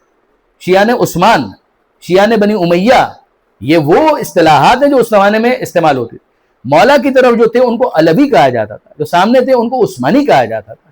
یہ اصطلاحات اس زمانے کے اندر بہت رائج تھی. اسی طریقے سے خود امام حسین علیہ الصلوۃ والسلام نے، درود بھیجے گا محمد و آل محمد، خود کربلا میں عاشور کے دن یزیدی فوج کے لیے خطاب کرتے ہوئے جو لفظ استعمال کیا وہ یاد رکھنے والا ہے. وَيْحَكُمْ يَا شِيَّةَ آلِ ابی سفیان، اے آل ابی سفیان کے شیعوں، یہ امام حسین علیہ السلام کی طرف سے نص ہے کہ وہ اپنے مخالفین کو کیا سمجھے. وہ فرماتے ہیں یا شیعۃ آل ابی سفیان، اے آل ابی سفیان کے شیعوں، ان لم یکن لکم دین، اگر تمہارا کوئی دین نہیں ہے، یعنی یہ تمہاری حرکتیں بتا رہی ہیں کہ تم کسی دین کے پابند نہیں ہو، وکنتم لا تخافون المعاد، اور تم قیامت کے دن کا خوف بھی نہیں رکھتے، وکونوا احرارا فی دنیاکم ھذہ، تو کم سے کم اپنی اس دنیا کے اندر آزاد تو رہو. جب خدا کی ابدیت قبول نہیں کرتے ہو تو یزید اور ابن زیاد کی ابدیت میں کیوں جاتے ہو؟ یہ جملہ کہنے کے لیے امام حسین نے جو خطاب کے لیے لفظ استعمال کیا وہ کیا ہے؟ یا شیعۃ آل ابی سفیان. ایون نعمان بن بشیر کے حوالے سے، یہ کوفہ ہی کی بات ہو رہی ہے، نعمان بن بشیر کوفہ ہی کے اندر گورنر تھا ابن زیاد سے، جو پریسیڈنگ گورنر تھا وہ نعمان بن بشیر تھا، اور اس کے حوالے سے جو رپورٹنگ یزید کے پاس جا رہی تھی، تو آپ دیکھیں گے کہ یزید نے اس میں بھی حوالہ دیا ہے کہ کوفہ کے میرے شیعوں نے مجھے یہ خبر دی، یعنی جو لفظ استعمال کیا ہے خود یزید نے وہ لفظ شیعہ استعمال کیا. اور یہ ایسا نہیں ہے کہ صرف اس کو ہمیں تاریخ کی کتابوں میں دیکھنے کی ضرورت ہے، بلکہ علم کلام کی کتابوں، ایون مناظرے کی کتابوں، ایون شاہ عبد العزیز محدث دہلوی نے یہ اصطلاح ان لوگوں کے لیے بھی استعمال کی ہے کہ جو امیر المومنین کو ان جنگوں کے اندر حق پر سمجھتے تھے. بعد میں بھی ایون امام نسائی جو صحاح ستہ کے مؤلفین میں سے ایک مؤلف ہیں، جیسا بخاری ہے، مسلم ہے، ترمذی ہے، اسی طرح سے نسائی، ان کا نام ہی یہ تھا امام نسائی. تو امام نسائی جو ہے ان کو بھی یہ کہا جاتا تھا یہ متشیع ہیں، یہ شیعہ ہیں، اور اس کی وجہ یہ ہے کہ یہ امیر المومنین کے حوالے سے اچھے خیالات رکھتے تھے، ان کی فضیلت کے قائل تھے، اور امیر شام کے خلاف جو انہوں نے سٹانس لیا تھا، حالانکہ جنگیں تو ختم ہو چکی تھیں، مگر پھر بھی ان کو امیر المومنین کی محبت کے جرم میں قتل کیا ہے. حاکم، مستدرک حاکم والے، ان کو شیعہ لکھا گیا، کتابوں کے اندر لکھا گیا. یہ سارے حوالے آپ کو اس کتاب کے اندر مل جائیں گے. اسی طریقے سے بعض دیگر علماء کو بھی کہا گیا. پھر وہ اس کے اندر ایک اور اصطلاح کا اضافہ کرتے ہیں، وہ کہتے ہیں جناب ایک ہوتا ہے شیعہ اور ایک ہوتا ہے رافضی. یعنی یہ بھی ممکن ہے کہ ہمارے بعض نوجوان دوست جو بعد میں اس ریکارڈنگ کو دیکھیں تو شاید ان کے لیے حیران کن بات ہو کہ یہ رافضی کی اصطلاح اس زمانے کے اندر خاص طور پر ان افراد کے لیے استعمال ہوتی تھی کہ جو صرف تولا کے قائل نہیں تھے بلکہ تبرہ کے بھی قائل. اب ظاہر ہے کہ اس وقت اگر آپ دیکھیں تو کون شیعہ ہے کہ جو تولا کے ساتھ تبرہ کو اپنا جزو دین نہیں سمجھتا، لیکن یہ کہ اصولی طور پر ایک عرصے تک یہ معاملہ اس طرح سے رہا، کتابوں کے اندر رہا. یعنی میں حیران ہوتا ہوں جب بعض افراد بڑے کانفیڈنس کے ساتھ سارا ملبہ جو ہے وہ شیعان آل محمد پر مسلکن ڈالنے کی کوشش کرتے ہیں کہ شاید انہوں نے ان کتابوں کی طرف اصلاً توجہ نہیں کی. یہ بہت زیادہ افسوسناک ہے کہ وہ افراد کے جو نمائندگی تشیع کر رہے ہوں ان کی توجہ ان باتوں کی طرف نہ ہو. یہ تو بہت ہی حیران کن ہے اور واقعاً بہت افسوسناک معاملہ ہے. تو یہ آپ دیکھیں گے برادران عزیز کہ یہاں پر انہوں نے ایک کام جو بہت بڑا کیا، بہت عمدہ کیا، وہ یہ کیا کہ ان حوالہ جات کو یکجا کر دیا، اور جو چھپے ہوئے حوالے نہیں ہیں. یعنی ایسا نہیں ہے کہ اس کے لیے آپ کو مثال کے طور پر کھنڈرات میں جانے کی ضرورت ہے، نہ، خود برادران کی کتابوں کے اندر، اس لیے کہ رجال کی کتابوں میں افراد کا تعارف موجود ہے. یہ کہا جاتا تھا بھائی اس راوی کے ساتھ بس مسئلہ کیا ہے، اس راوی کا مسئلہ یہ ہے کہ یہ شیعہ ہے، لیکن ایک اور دوسرا اس کے اوپر تبصرہ کرتا ہے کہ شیعہ ہے مگر رافضی تو نہیں ہے، لہٰذا اس کو قبول کیا جا سکتا ہے. یعنی یہ گفتگو آپ کو باقاعدہ نظر آئے گی جو کتابوں کے اندر موجود ہے. تو یہ نہیں ہے کہ ان باتوں کو کریدنے کے لیے کھنڈرات میں جانے کی ضرورت ہے، یہ موئنجو ڈارو سے نکالنے کی ضرورت نہیں ہے، یہ ہڑپا سے نکالنے کی ضرورت نہیں ہے، یہ ٹیکسلا سے نکالنے کی ضرورت نہیں ہے. یہ وہ باتیں ہیں کہ جو بڑی آسانی کے ساتھ ان کو ٹریس کیا جا سکتا تھا. پھر اس کے بعد یہ بڑی بے احتیاطی کہ اس طرح کی باتیں کی جائیں کہ جو غیر کی بولی ہے وہ انسان بولنا شروع کر دے. تو یہاں پر میں نے آپ کی خدمت میں گزارش کی کہ یہ دوسری جو تنقیح ہے اس میں انہوں نے مسلک کو ڈسکس کیا، اور پھر اس کے بعد جو تیسری تنقیح ہے اس کے اندر وہ اور آگے گئے شاعر کے اعتبار سے کہ اگر آپ جو اہل کوفہ ہیں ان کے شاعر کو آپ دیکھیں، یعنی کس طریقے سے وہ کیا چیز، جیسے اگر میں کہوں کہ مثال کے طور پر بھائی ہم عید قربان کو خوشی کا دن مانتے ہیں، یہ ہو گئی تھیوری، مگر کیسے خوشی کا دن مانتے ہیں؟ تو مثال کے طور پر اس دن پرفیوم الگ انداز سے لگایا جائے گا، کپڑے ایک الگ انداز سے پہنے جائیں گے، بغل گیر ہوا جائے گا، نماز پڑھی جائے گی ایک خاص انداز سے، پروردگار عالم کا شکر ادا کیا جائے گا کہ اس نے ماہ رمضان کے روزے رکھنے کی توفیق عطا کی. عید الاضحیٰ کو کوئی مناتا ہے، یہ تھیوری ہے، لیکن یہ کہ اس تھیوری کو پریکٹیکلی ایگزیکیوٹ کرنے کے لیے کہ بھئی جانور لائے جاتے ہیں، قربانی کی جاتی ہے، پروردگار عالم کا نام لیا جاتا ہے، لوگوں کے درمیان گوشت تقسیم ہوتا ہے، یہ کچھ پریکٹیکل اسپیکٹس ہیں. اسی طریقے سے جو تیسری تنقیح ہے اس کے اندر انہوں نے کام یہ کیا کہ باقاعدہ وہ چیز جس کو تھیوریٹیکلی کتابوں کے اندر انہوں نے ڈسکس کیا تھا، اس کا جو عملی مظاہرہ معاشرے کے اندر ہو رہا تھا اس کو انہوں نے ڈسکس کیا ہے، اور انصاف کی بات یہ ہے کہ کافی تفصیل کے ساتھ انہوں نے ڈسکس کیا ہے، اس پر انہوں نے بہت زیادہ وقت صرف کیا ہے، بہت زیادہ صفحات لگائے۔ پھر اس کے بعد یہ چوتھی تنقیح ہے، جو چوتھی تنقیح ہے اس کے اندر انہوں نے خاص طور پر حضرت عثمان کے حوالے سے، جو ابھی میرے محترم دوست جناب ابو جواد صاحب ارشاد فرما رہے تھے کہ حضرت عثمان کے ساتھ اہل مدینہ کی بے وفائی اور اس کے ہولناک نتائج، اس کے پر انہوں نے خاص طور پر توجہ کی۔ اس ایکویشن کو اگر آپ ذہن میں رکھیں کہ جو ابھی ابو جواد صاحب بیان فرما رہے تھے، اور اس سے پہلے جو پریسیڈنگ کتابیں تھیں ان کے اندر چونکہ انہوں نے اس حوالے سے لکھا بھی بہت زیادہ تھا، پولرائزیشن بھی بہت ہو چکی تھی۔ یعنی اگر ہم کربلا کے اندر عاشور کے دن کے جو واقعات ہیں اسے صرف تاریخ طبری کے اندر پڑھ لیں تو وہاں پر ہمیں باقاعدہ یہ تعبیر نظر آتی کہ امام کی طرف سے ایک شخص ہے، وہ جا رہا ہے، مجاہد ہے، شہدائے کربلا میں شامل ہے، جناب ہلال کی میں بات کر رہا ہوں، وہ باقاعدہ یہ کہتے ہیں انا علی دین علی، انا الجملی، انا علی دین علی، کہ میرا نام، میں جملی ہوں، میں اس قبیلے سے ہوں اور میں علی کے دین پر ہوں۔ اور سامنے سے جو شخص آ رہا ہے وہ کہہ رہا ہے انا علی دین عثمان، ٹرائی ٹو انڈرسٹینڈ، میں کوئی مناظرہ نہیں پڑھ رہا آپ کے سامنے، مگر سامنے سے جو شخص آ رہا ہے وہ کہہ رہا ہے انا علی دین عثمان۔ اگر آپ دیکھیے تو یہ تشریحات کی بات ہو رہی ہے نا، پیغمبر اکرم کا جو دین ہے اس کی وہ تشریح جو علی کے ذریعے سے ہم تک پہنچی، پیغمبر اکرم کی دین کی وہ تعبیر کہ جو کسی اور کے ذریعے سے ان تک پہنچی اور جو اس کو وہ قبول کر رہے ہیں۔ تو یہاں پر یہ جو گفتگو ہے، خود قاتلان امام حسین علیہ السلام کا مذہب، اس میں جناب علامہ سید علی نقی صاحب نے ان تمام انسٹنسز کو پہلے ہی کمپائل کر دیا تھا۔ باقاعدہ ایک مباہلہ جو کربلا کے دن عاشور کے دن ہوا تھا، اور اسی انداز کے ایک ڈائلاگ کے ساتھ ہوا کہ ایک شخص یہ کہہ رہا ہے کہ میں دین علی پر ہوں، دوسرا کہہ رہا ہے کہ میں دین عثمان پر ہوں، انہوں نے کہا مباہلہ کر۔ اس مباہلے کو پوری تفصیل کے ساتھ تاریخ طبری کے اندر خود مؤلف نے نقل کیا، اور پھر اس کو وہاں پر کوٹ کر کے انہوں نے کہا کہ یہ آپ کیا بات کر رہے ہیں کہ کون کس کا قاتل ہے، یہ یہاں پر تو صاف صاف سمجھ میں آ رہا ہے، یہ کہہ رہا ہے میں دین علی پر ہوں، وہ سامنے والا کہہ رہا ہے میں دین عثمان پر ہوں، اور پھر ان کا آپس میں قتال ہو رہا ہے۔ تو اگرچہ وہ جو قتل کرنے کے لیے آیا ہے وہ پریکٹیکلی کیا رائے رکھتا ہے نہیں رکھتا وہ الگ بات، لیکن ہم آن دا فیس آف اٹ کہ جیسا وہ کہہ رہا ہے اسی کو اگر ہم دیکھیں تو بات بالکل واضح اور روشن ہو جاتی ہے۔ اب ظاہر ہے کہ یہ تو ایک گفتگو ہے، مگر یہ ہے کہ اس کے اندر بھی مواد بہت زیادہ ہے، اور انفیکٹ شاید سب سے زیادہ مواد، مولانا غلط تو نہیں کہتا، سب سے زیادہ مواد اسی کے اندر ہے، یہ تنقیح ہے چہارم کے اندر۔ پھر اس کے بعد جو تنقیح پنجم ہے اس میں امام حسین علیہ السلام کی شہادت میں صحابہ و تابعین کا کردار، یہ ایک طرح سے پوسٹ مارٹم ہے۔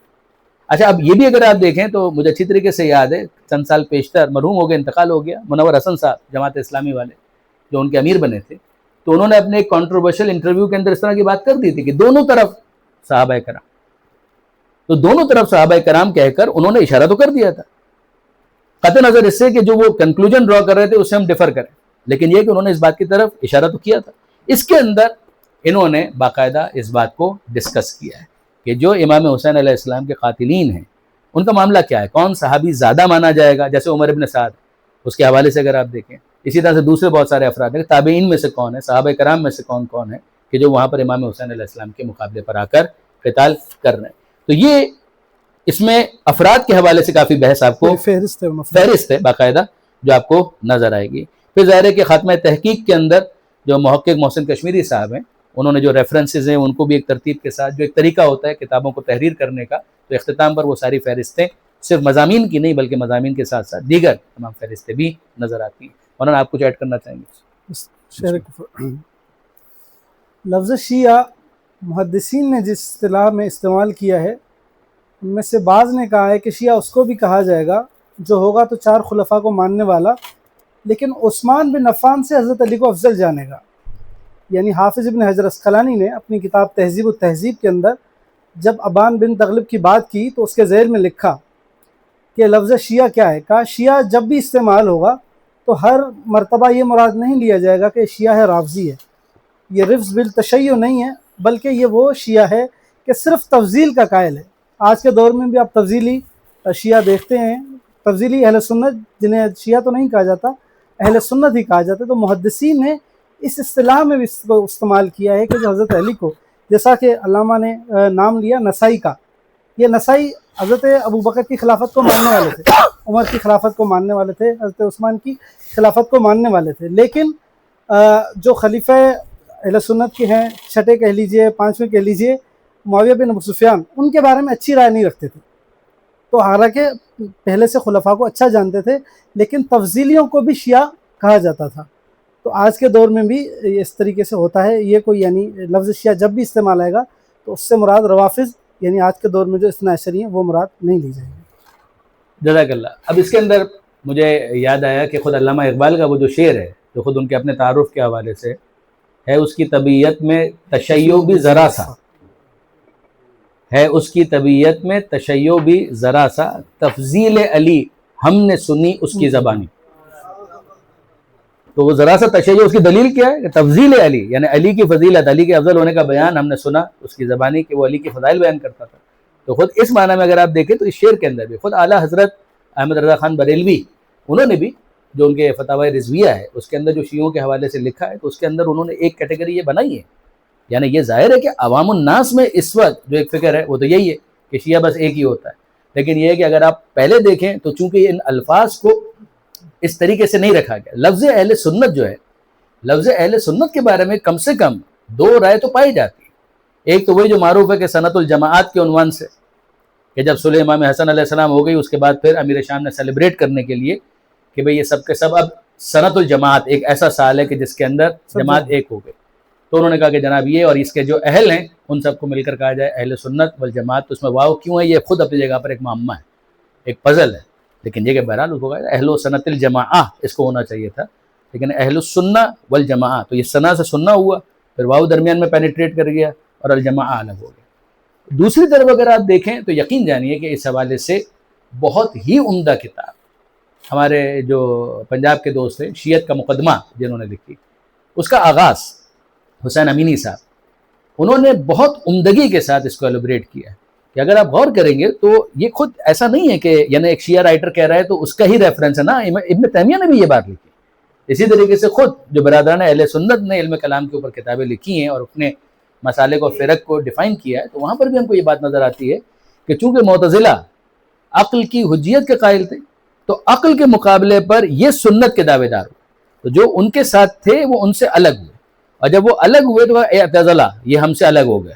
تو اعتزلہ کر کے پہلے ان کو الگ کیا گیا اور انہوں نے اپنے راستے جب الگ کیے ہیں تو یہ کہلایا معتزلہ. اور اس طرف سے جو اشاعرہ جو بعد میں بنے یہ تو شخصیت کی طرف انتساب ہے نا، لیکن جو ہے یہ افراد ہے انہوں نے کہا یہ ہیں عقل والے، ہم ہیں سنت والے.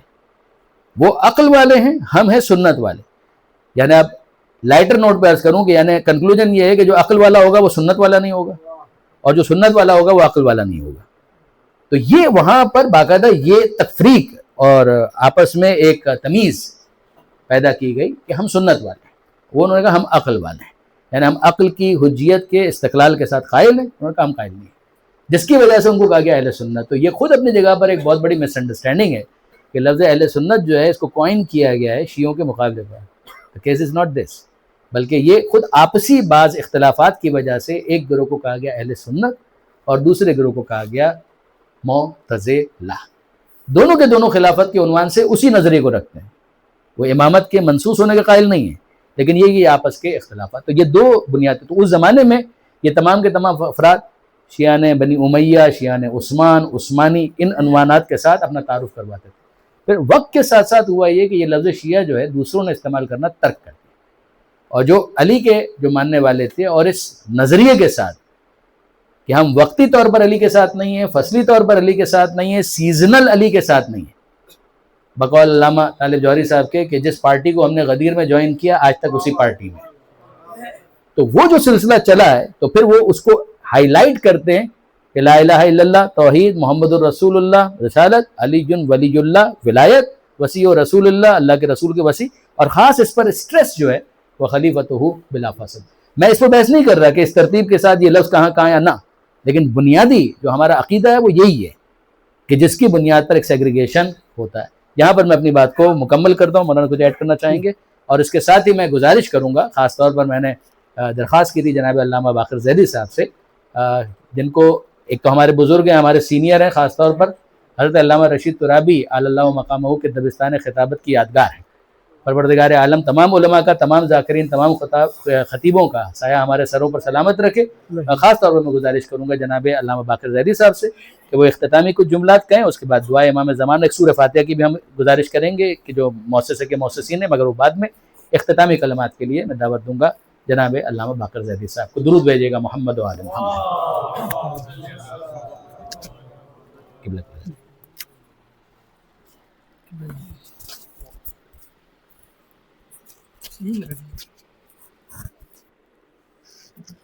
बिस्मिल्लाहिर्रहमानिर्रहीम। जाहिर है कि इदारे के अगराज़ व मक़ासिद के बारे में भी आप हज़रात तक मालूमात पहुँची और मुसन्निफ़ के तफ़सीलात भी डॉक्टर दाऊदानी साहब ने तफसील के साथ आपकी खिदमत में रखी। किताब के जो मौज़ूआत हैं और जो नुकात हैं उसके ऊपर भी तफसील के साथ आप हज़रात ने तवज्जो दी। मैं इदारे का ममनून मशकूर हूँ कि उन्होंने ये बेड़ा उठाया कि असलाफ़ के ज़ख़ीरे को अहया कर कर इस अहद के अंदर पेश किया जाए। जिस तरह इस बेड़े को उठाया, दूसरे बेड़े पे भी तवज्जो देनी चाहिए, और वो ये है कि हम मिंबर को मजबूत बनाएं। जिस दिन मिंबर मजबूत हो जाएगा, कौम मजबूत होगी।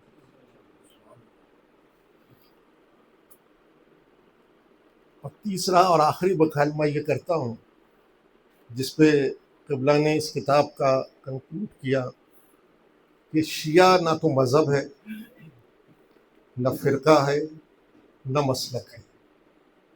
शिया आवाज़ शऊर का दूसरा नाम।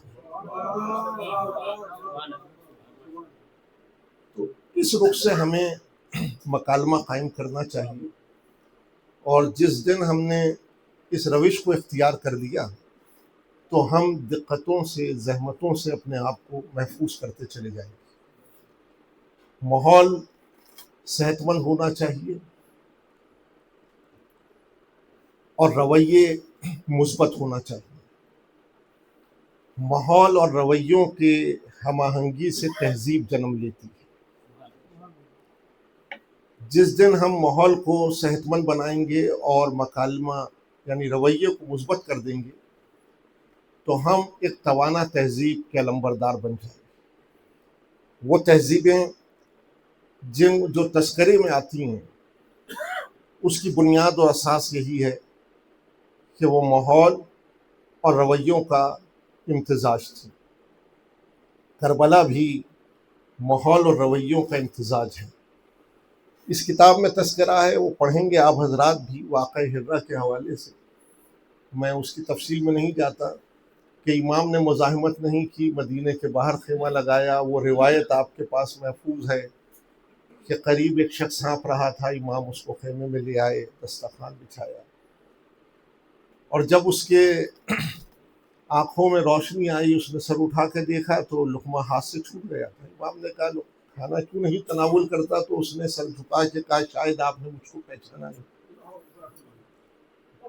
रिवायत आपके पास महफूज है, लेकिन मैं उसका खुलासा एक मकालमे में करता हूँ कि इमाम ने बताया कि करबला का खुलासा यही है कि कलमा तुम भी पढ़ रहे थे, कलमा हम भी पढ़ रहे हैं।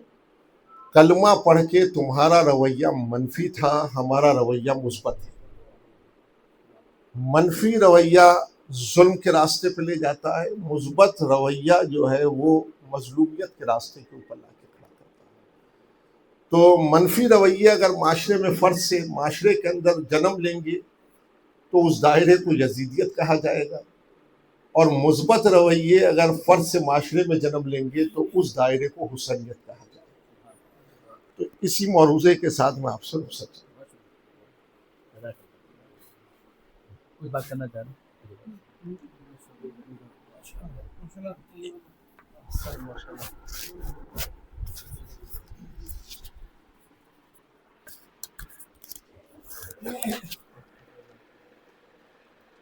اس ادارے کا جو بنیادی ہدف اور مقصد ہے وہ مولانا محمد ریاض صاحب آپ کی خدمت میں پہلے پیش کر چکے ہیں، لیکن چونکہ آج سب جمع ہیں تو ان سب کی موجودگی میں گزارش رکھنا چاہتے ہیں کہ ہمیں کتابوں کے لیے شہر بشہر گھومنا پڑتا ہے، ایک کتاب کے ایک نسخے کے لیے ہمیں دوسرے شہروں میں جانا پڑتا ہے، لیکن افسوس کے ساتھ جب ہم ریگل چوک پر جاتے ہیں تو شیعہ گھروں کی کتابیں وہاں فروخت ہوتی ہیں ردی کی قیمت۔ تو یہاں پر موجود تمام افراد سے گزارش ہے کہ آپ کو جب کہیں پر بھی موقع ملے کسی کے گھر جانے کا یا کہیں ایسی جگہ پر کہ جن کے پاس پرانی کتابیں ہوں تو وہ ضرور ہم سے رابطہ کرے یا ہمیں اطلاع دیں، ہم ان کے گھر سے وہ پرانی کتابیں اٹھائیں گے۔ اگر وہ ہمیں پیسوں کے عوض دینا چاہیں تو ہم ان کے پیسے بھی دیں گے، اگر وہ فی سبیل اللہ دینا چاہیں گے تو ان کا بہت بہت شکریہ رہے گا۔ مستقبل میں جو کتابیں آنے والی ہیں ان میں علامہ سید اولاد حیدر فروغ بلگلانی رحمہ کا پورا موسوعہ ہے جو سیرت ائمہ علیہ السلام پر، سیرت نبوی پر ان کی 7 جلدوں میں کتاب ہے اسوہ رسول کے نام سے، وہ انشاءاللہ اسی ادارے کی جانب سے طبع کیا جائے گا جو بھی تحقیقی مرحلے سے گزر رہا ہے۔ علامہ نقن علیہ رحمہ کا جتنا بھی کام ہے اب تک وہ تمام کا تمام جمع کیا جا چکا ہے جو دوبارہ تحقیق کے ساتھ شائع کیا جائے گا۔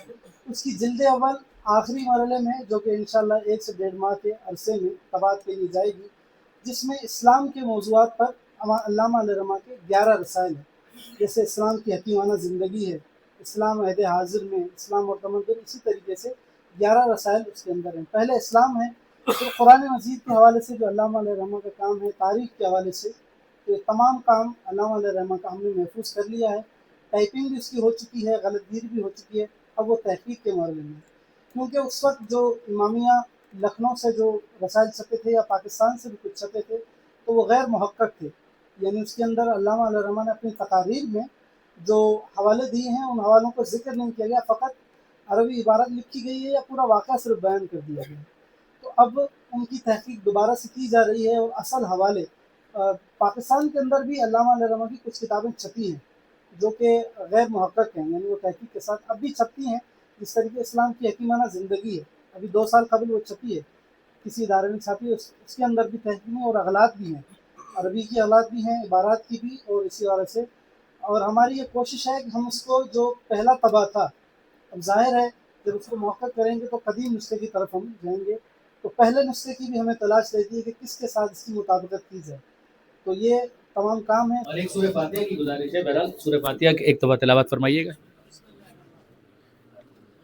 ایک سورہ فاتحہ کی التماس ہے ادارے کے جو مؤسسین ہیں اور جو وہ افراد جو محسنین ادارہ ہیں ان کو شامل کرتے ہوئے خصوصیت کے ساتھ آیت اللہ العظمیٰ سید محمد رضا حسینی جلالی جن کے ہاتھ سے اس ادارے کی تأسیس ہوئی تھی، علامہ طالب جوہری، حجت الاسلام آغا علی رضا صالحی، علامہ آغا مہدی رضا ایمانی، حجت الاسلام سید اسد عالم اور مجاہد عباس آبان صاحب کو شامل کرتے ہوئے، اپنے تمام مرحومین کو شامل کرتے ہوئے، شہداء ملت جعفریہ کو شامل کرتے ہوئے، رحم اللہ من قرأ الفاتحہ۔ بسم اللہ الرحمن الرحیم، الحمد للہ رب العالمین، الرحمن الرحیم، مالک یوم الدین، ایاک نعبد و ایاک نستعین، اہدنا الصراط المستقیم صراط الذین انعمت علیہم غیر المغضوب علیہم ولا الضالین۔ بسم اللہ الرحمن الرحیم، قل هو اللہ احد اللہ الصمد لم یلد ولم یولد ولم یکن له کفوا احد۔ بسم اللہ الرحمن الرحیم، قل هو اللہ احد اللہ الصمد لم یلد ولم یولد ولم یکن له کفوا احد۔ بسم اللہ الرحمن الرحیم، قل هو اللہ احد اللہ الصمد لم یلد ولم یولد ولم یکن له کفوا احد۔ اللهم اغفر للمؤمنین والمؤمنات والمسلمین والمسلمات الاحیاء منهم والاموات، تابع بیننا وبینهم بالخیرات انک مجیب الدعوات انک علی کل شیء قدیر برحمتک یا ارحم الراحمین۔ صلوات علی محمد وعلی محمد، صلی علی محمد وعلی محمد۔ دعائے سلامتی امام زمانہ۔